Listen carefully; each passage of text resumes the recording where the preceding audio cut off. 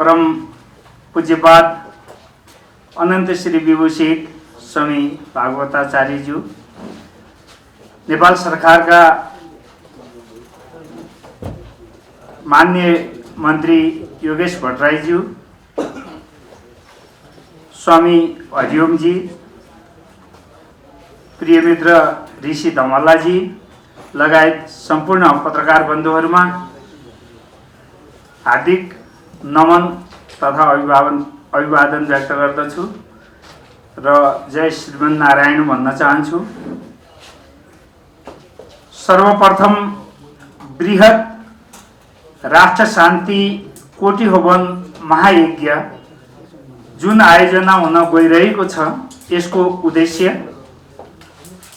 यसको महत्त्व र यसले लिएका धार्मिक क्षेत्रमा पार्ने प्रभाव, सामाजिक क्षेत्रमा पार्ने प्रभाव को बारेमा म संक्षिप्तमा धेरै समय नलिँदै केही उजागर गर्न चाहन्छु। पत्रकार बन्धुहरू, तपाईहरू सबैभन्दा कुनै पनि अभियानलाई सफल तुल्याउनको लागि राष्ट्रको चौथो अङ्ग 21औं शताब्दी मिडियाको युग हो र राष्ट्रको चौथो अङ्ग भनेर हाम्रो राष्ट्रमा जुन स्थान दिएको छ, कुनै पनि विधालाई हाइलाइट गर्नको लागि र सशक्त गर्नको लागि यहाँहरुको जुन महनीय भूमिका रहन्छ र छ, त्यसलाई हामीले मध्यनजर गर्दै आज पहिलो पत्रकार सम्मेलन र भेटघाट कार्यक्रम यस यज्ञको बारेमा जानकारी गराउने हेतुले आयोजना गरिएको हो र नेपाल सरकारले जुन पर्यटन वर्ष 2020 भनेर घोषणा गरेको छ र यसको लागि तामझामसँग आफ्नो तह तबका र समग्र राष्ट्रले जुन तयारी गरेको छ, त्यसको पूर्व सन्ध्यामा नै हामीहरूले यसैसँग जोडेर पर्यटन अति महत्त्वपूर्ण विषय हो र हाम्रो देशको प्रमुख स्रोत भनेको नै नेपालको लागि, नेपालको अर्थतन्त्रको लागि पर्यटन र यहाँको सबैभन्दा महत्त्व पर्यटन, त्यसपछि जलविद्युत भनेर भनिएको छ। राष्ट्रिय योजनाहरूमा पनि यिनै चिजलाई प्राथमिकता दिएको छ र त्यसैले मध्यनजर राखेर नेपाल सरकारले पनि पर्यटन वर्ष 2020 को घोषणा गरेको सन्दर्भलाई मध्यनजर गरी हामीहरूले यसलाई मनन गरी यसलाई अझै धेरै प्रभावकारी बनाउनको लागि र सफल तुल्याउनको लागि धार्मिक पर्यटन, आन्तरिक तथा बाह्य धार्मिक पर्यटनको ठूलो भूमिका हुन्छ भन्ने कुरोमा हामी विश्वास थियौं र छौं। तर एउटै दुःखलाग्दो कुरो भन्न पर्दछ, नेपाल सरकारले पर्यटन वर्षको घोषणा गरिसक्दा पनि नेपाल धार्मिक विविधता, जैविक विविधता, सांस्कृतिक विविधता हुँदाहुँदै पनि यहाँ धार्मिक क्षेत्रको यति ठूलो महत्त्व र धार्मिक पर्यटनको यति धेरै सम्भावना बोकेको धार्मिक संघ संस्थाहरूसँग एउटा पनि परामर्श नगरेकोमा खेद पनि म व्यक्त गर्न चाहन्छु यहाँ। तथापि हामी यो राष्ट्रप्रति जिम्मेवार नागरिक हौं। हामी यो राष्ट्रप्रति सधैँभरि यो राष्ट्रको उन्नतको लागि, यो देशको संस्कार संस्कृति, यो देशको अक्षुण्ण सम्पदा हो, यसको संरक्षण निरन्तर रूपमा गर्नुपर्दछ र समाजको आधार अथवा पोलिटिक्सको आधार समाज हो। समाज धर्ममा प्रतिबद्ध छ। समाज, हाम्रो समाज भनेको, हाम्रो देशको समाज भनेको धार्मिक संस्कार र परम्परामा आबद्ध रहेको संस्कार छ र मानसिकता पनि त्यही छ र त्यो कल्चरबाट, धर्मसँग जोडिएको कल्चर हाम्रो अभिन्न पार्ट्सको रूपमा रहेको र यसलाई पनि नेपाल सरकारले समावेश गरेर लगेको भएदेखि धार्मिक संघ संस्थाका प्रमुखहरूसँग, विज्ञहरूसँग, धार्मिक क्षेत्रका प्रवर्तकहरू अथवा संस्थापकहरूसँग पनि सहकार्यको एउटा कुनै एजेन्डा बनाएर कहाँ कसरी सम्भव छ, कसरी हामी बाह्य पर्यटकलाई, धार्मिक पर्यटकलाई हामी भित्र्याउन सक्छौं अनि आन्तरिक धार्मिक पर्यटनलाई कसरी हामी प्रवर्धन गर्न सक्छौं र कसरी सम्भावित क्षेत्रमा त्यसको महत्त्वपूर्ण ढंगबाट यो उत्सवलाई अथवा यो पर्यटन वर्षलाई त्यसलाई पनि समावेश गरेर सफल बनाउन सक्छौं भन्ने सम्बन्धमा केही एजेन्डाहरू धार्मिक क्षेत्रको पनि समावेश गरिदिएको भए अझै हामी सफल हुने थियौं र तैपनि हामीहरूले र सम्पूर्ण धार्मिक क्षेत्रका व्यक्तित्वहरूले पनि पर्यटन वर्ष नेपाल सरकारको हो, हामी पनि नेपाल सरकारको भित्रमा छौं र सम्पूर्ण धार्मिक पर्यटनहरू पनि धार्मिक जुन छ त्यो पनि नेपाल सरकारको मातहतमा नै छ र नेपाल सरकारको सम्पदा हो, राष्ट्रको सम्पदा हो, यसलाई व्यवस्थित गर्नुपर्दछ भनेर भन्नेमा हामी उत्तिकै जिम्मेवार र चिन्तनशील छौं। त्यसैले मध्यनजर राखी चन्द्रगिरी नगरपालिका काठमाडौँको बीचमा रहेको र धेरै धार्मिक सम्भावनाहरू र सम्पदाको साथमा सम्भावनाहरू पनि बोकेको सबैभन्दा ती धार्मिक सम्पदाहरूले परिपूर्ण र धार्मिक पर्यटनको सम्भावना बोकेको जुन चाहिँ पर्यटकीय क्षेत्र छ, धार्मिक क्षेत्रहरू छ, त्यो सबभन्दा धेरै चन्द्रगिरी नगरपालिकामा नै अवस्थित छ। त्यहाँ विभिन्न देवी देवताका मठ मन्दिर लगायत माता तीर्थ जस्तो जुन पुराणमा उल्लेख भएको, हिमवत खण्डमा नै उल्लेख भएको यति महत्त्वपूर्ण तीर्थ ओजेलमा छ र त्यसको संरक्षण, सम्वर्धन र उत्तरोत्तर त्यसको विकास गर्नु पनि चन्द्रगिरी नगरपालिका लगायत त्यहाँभित्र रहेका सङ्घ संस्थाको पनि अहम भूमिका हुनु पर्दछ र रहिआएको छ। त्यसमा सरकारको अहिले त स्थानीय तहदेखि लिएर गएर केन्द्रीय स्तरसम्म 3 तहको सरकारहरू छ, तीनै स्तरका सरकारहरूको केही न केही ध्यान आकर्षण त्यो पर्यटकीय क्षेत्र, त्यो धार्मिक क्षेत्रप्रति अलिकता ध्यान आकर्षण होस् र त्यसलाई हामी पनि त्यसै ठाउँमा रहेको र वैकुण्ठ दिव्यधाम जुन छ त्यो अति नै महत्त्वपूर्ण, त्यसले अति महत्त्वपूर्ण योजनाहरू बोकेको छ र त्यसले चन्द्रगिरी मात्रै नभइकन नेपालको नै सबैभन्दा महत्त्वपूर्ण पर्यटकीय क्षेत्रको रूपमा चन्द्रगिरीलाई विकास गर्न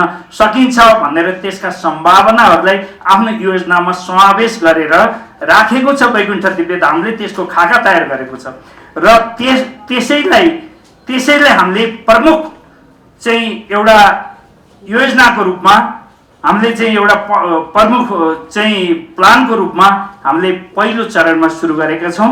यो पर्यटन वर्षसँग जोडेर चाहिँ बृहत राष्ट्र शान्ति कोटी होम महायज्ञ, राष्ट्रलाई श्रापबाट विमुक्ति गर्नको लागि र राष्ट्रलाई समृद्ध गर्नको लागि यज्ञादिहरू आज हवनको महत्त्व विभिन्न युरोपियन, अमेरिकन देशहरू लगायत धेरै सम्पन्न राष्ट्रहरूले हवनको महत्त्व र यसको वैज्ञानिक आधारको बारेमा खोजी निरन्तर रूपमा नासाले आज खोजिराखेको छ र कयौं तथ्यहरूलाई प्रुभ पनि गरिसकेको छ।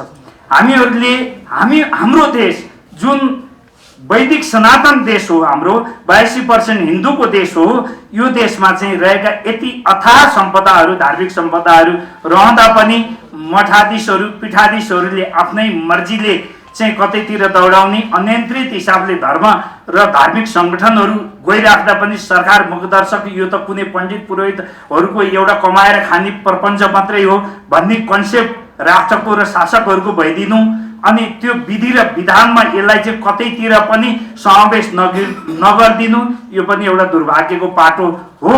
तथापि यसलाई म यसै मञ्चबाट हाम्रो संस्कृति पर्यटन मन्त्रीज्यू पनि यहाँ हुनुहुन्छ, म अनुरोध गर्न पनि चाहन्छु यही पत्रकार सम्मेलनको माध्यमबाट राज्यले यसलाई व्यवस्थित गर्नको लागि एउटा धार्मिक आयोगको पनि यसलाई पनि नियन्त्रण गर्नको लागि, यसलाई पनि सम्पूर्ण विधिको भित्र राख्नको लागि, परिधिभित्र राखेर यसलाई सञ्चालन गर्नको लागि एउटा धार्मिक आयोगको पनि अविलम्ब गठन गर्न आवश्यक छ भन्ने मैले यो जोरदार माग क्याबिनेटसम्म पुगोस् मन्त्रीजीको माध्यमबाट यो पनि म अनुरोध गर्न चाहन्छु।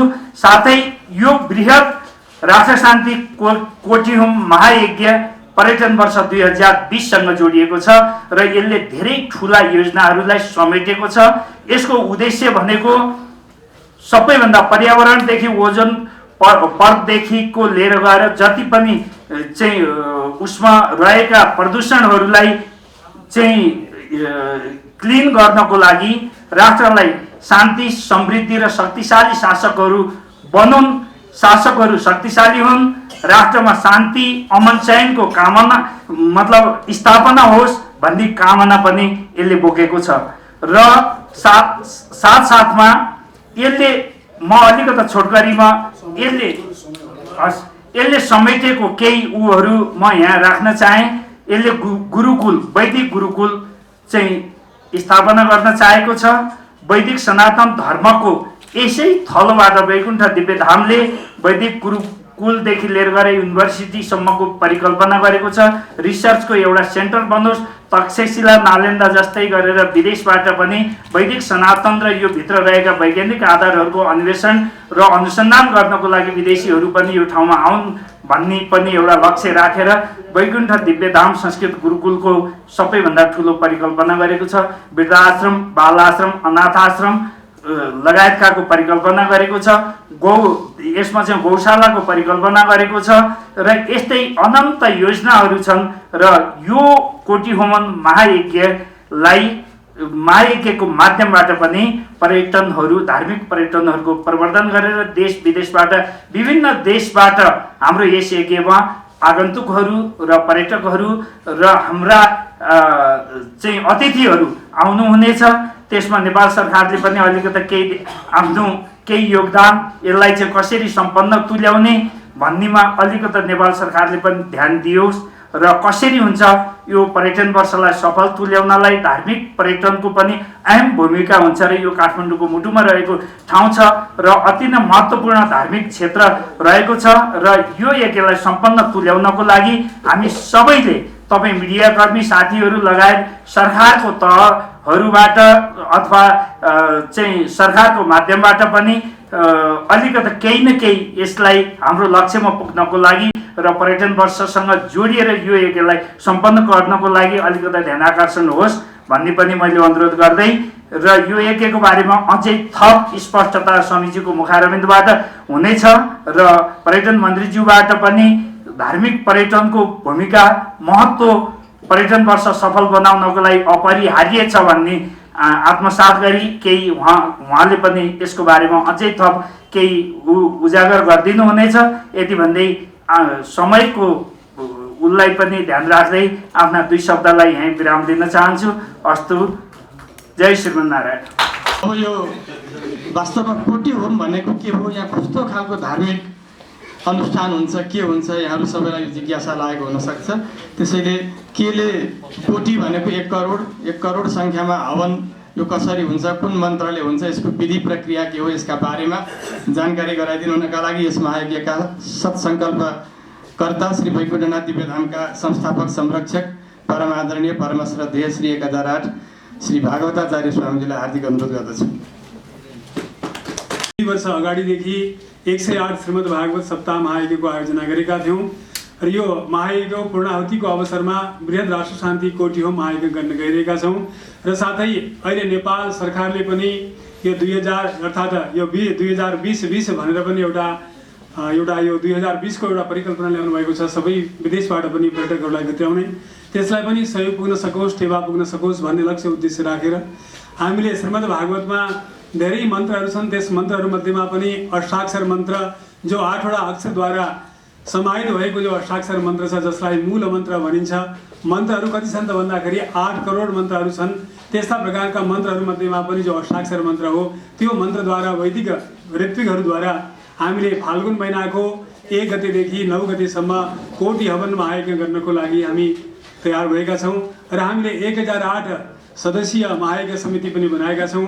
महायज्ञ समितिमा हामीले प्रमुख संरक्षक, हामीले स्वयं आज यहाँ मन्त्रीजी पाल्नु भएको छ, उहाँलाई पनि हामीले भेटघाटै नगरी पनि हामीले आत्मविश्वासको साथ युवा हुनुहुन्छ, धार्मिक हुनुहुन्छ भन्ने विश्वासको साथ उहाँलाई हामीले संरक्षकको रूपमा राखेका छौँ। म एकचोटि जोरदार ताली बजाएर उहाँलाई सबैले स्वागत गरिदिनु हार्दिक आग्रह गर्दछु। र हाम्रो महायज्ञको संरक्षकको रूपमा उहाँ हुनुहुन्छ भने अरू पनि धेरैजना हुनुहुन्छ। यस्तै प्रकारले सल्लाहकारको रूपमा पनि हामीले धेरै राखेका छौँ र अनुपरी व्यक्तिहरू जोडेर हामीले 108 सदस्य गठन गरेका छौँ र हामीले 1008 कलशद्वारा यस कोटी हमलाई सार्थक बनाउनको निमित्त हामीले महिला दिदीबहिनीहरूलाई पनि हामीले आग्रह गरेका छौँ। तसर्थ यो अत्यन्त महत्त्वपूर्ण जो चन्द्रगिरी धार्मिक पर्यटन जो वर्ष मनाउनको लागि हाम्रो बिचमा अनादिकालदेखि मत्स्य नारायण भगवान पनि त्यही विद्यमान भइबक्सन छ र वैकुण्ठनाथ भगवानको पनि वर्णन शास्त्रमा पाइएको छ। यसै गरेर भगवती लक्ष्मी महालक्ष्मीको मन्दिर पनि यही विद्यमान भएको छ। नागदह पनि यही चन्द्रगिरीमा परेको छ। तसर्थ यी सबै जति पनि मठ मन्दिर आदिहरूलाई पनि अझै अगाडि बढाउनको निमित्त हामीले यो महान यज्ञ गर्नको लागि गइरहेका छौँ। तसर्थ म निवेदन गर्न चाहन्छु, किनभने अहिले पर्यटन वर्ष 2020-20मा सरकारले लगानी गरिरहेको छ, तसर्थ हामीलाई पनि अवश्य पनि लगानी गरिदिनुहुन्छ भन्ने हामीले ठुलो इच्छा गरेका छौँ। अहिले मभन्दा पूर्व वक्ता हाम्रो ऋषि धमलाजीले प्रत्यक्ष यहाँ निवेदन पनि गरिसक्नु भएको छ, हामीलाई यस यज्ञको लागि सफल बनाउनको निमित्त उहाँले हामीलाई सहयोग गर्नुहुन्छ भनेर भन्नुभएको छ। त्यो कुरा म पूर्णतः विश्वास गर्दछु। तसर्थ हाम्रो बिचमा यस्तो किसिमको युवा व्यक्तित्व, प्रखर व्यक्तित्व राज्यलाई केही दिनको निमित्त आफ्नो धर्म संस्कृति परम्परालाई अगाडि बढाउनको निमित्त उहाँले पनि कम्मर कस्नु भएको छ। र हामीले पनि आज यस यज्ञमा कान्छीबाट जगद्गुरु प्रतिवादी भयङ्कर पीठाधिपति जगद्गुरु श्री श्रीनिवासाचार्यजी महाराज आउँदै हुनुहुन्छ भने उहाँकै उत्तराधिकारी जगद्गुरु श्री बालक स्वामीजी महाराज उहाँ आउँदै हुनुहुन्छ। यसै गरेर उत्तर प्रदेश अयोध्याबाट कुशली सदन पीठाधीश्वर श्री जगद्गुरु विद्याभास्करजी महाराज आउँदै हुनुहुन्छ। यसरी नै वृन्दावनबाट रामनिवास आचार्य जगद्गुरु उहाँबाट पाल्दै हुनुहुन्छ र पटनाबाट पनि हाम्रो लक्ष्मणाचार्यजी जगद्गुरु पाल्दै हुनुहुन्छ। र हामीले सम्भवतः उत्तर प्रदेशका मुख्यमन्त्रीज्यूलाई पनि हामीले निवेदन गर्नको लागि निवेदन गरिसकेका छौँ र म मन्त्रीज्यूसँग निवेदन गर्न चाहन्छु, उहाँको कार्यालयको तर्फबाट, उहाँको मन्त्रालयको तर्फबाट पनि उहाँलाई पत्र जान सक्यो भने शिवरात्रिको पावन अवसरमा उहाँले वैकुण्ठनाथ भगवानको दर्शन गरेर यहाँ पशुपतिनाथको पनि दर्शन गर्नुहुनेछ र उहाँको हातबाट हामीले पूर्णाहुति गर्ने पनि एउटा सङ्कल्प लिएका छौँ। त्यसको निमित्त म मन्त्रीज्यूसँग विशेष हार्दिक अनुरोध गर्न चाहन्छु। उहाँलाई बोलाउने कामहरू पनि उहाँको मन्त्रालयबाट हुन सक्यो भने हाम्रो महायज्ञमा अवश्य पनि पालिदिनु हुनेछ। तसर्थ समय धेरै नलिउँ, किनभने हाम्रो महायज्ञलाई सम्पन्न गर्नको निमित्त आज हाम्रो बिचमा प्रमुख व्यक्तित्व उहाँ भइबस्नुहुन्छ। तसर्थ हामीले ठुलो आशा गरेका छौँ र हामी भरोसामा बसेका छौँ हाम्रो यज्ञ परिपूर्ण हुनेछ। तसर्थ हाम्रा पत्रकार बन्धुहरूले पनि हामीलाई साथ दिनुहुनेछ। ऋषि धमलाजीले चाहिँ उहाँले भनिसक्नु भएको छ 7 दिन 9 दिनसम्म लगातार रूपमा मेरो मिडिया साथमा रहनेछ भनेर। तसर्थ जति पनि मिडियाकर्मी मित्रहरू हुनुहुन्छ उहाँहरूलाई पनि हामी हार्दिक आग्रह गर्दै यो महान यज्ञ जो वृहत राष्ट्र शान्ति कोटि होम महायज्ञलाई सफल पार्नको निमित्त हामी सबै तत्पर बनौँ, किनभने 2020लाई पनि सम्पन्न गर्नको लागि हामी कम्मर कसेका छौँ। र हाम्रो उत्तर प्रदेशबाट विभिन्न राष्ट्रहरूबाट करिबन 2000 जति अहिले पर्यटकीय जति पनि धार्मिक व्यक्तित्वहरू आउँदै हुनुहुन्छ। उहाँहरूलाई कहाँ बसाउने, कहाँ लैजाने, कहाँ खुवाउने भन्ने किसिममा हामीलाई ठुलो चिन्ता रहेको छ। तसर्थ यी सबै कुराहरूको लागि एकचोटि मैले ऋषि धमलाजीलाई पनि निवेदन गरेको छु, आश्रमको अवलोकन गरिदिनु पर्यो र मन्त्रीजी पनि हुनुहुन्छ, कुनै समय मिलाएर यति ठुलो कार्यक्रम हुँदैछ भने उद्घाटन सत्रभन्दा पूर्व नै आएर हेरिदिएर हामीलाई सल्लाह सुझाव यो यज्ञलाई सम्पन्न गर्नको लागि हामीलाई बाटो देखाइदिनुहुन्छ भन्ने ठुलो आशाको साथमा म आफ्नो बाणीलाई यही अन्त्य गर्न चाहन्छु। धन्यवाद।